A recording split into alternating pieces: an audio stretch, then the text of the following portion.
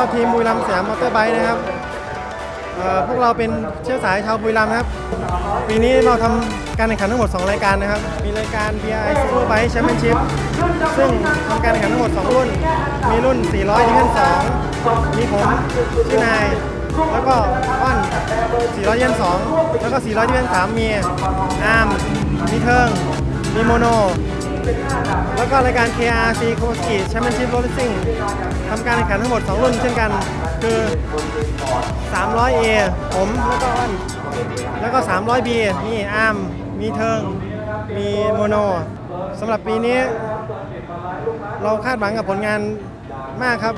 เรามีการเตรียมตัวคือฝึกซ้อมกันทุกอาทิตย์นะครับของเรามีการฝึกซ้อมกันอย่างต่อเนื่องสำหรับปีนี้เราคาดว่าจะได้ผลงานที่ดีขึ้นครับปีนี้เราคาดหวังว่าจะได้รางวัลกลับมาให้คนชาวบุรีรัมย์แน่นอนครับขอให้ทุกคนตามเชียร์ทีมบุรีรัมย์ด้วยนะครับสวัสดีครับ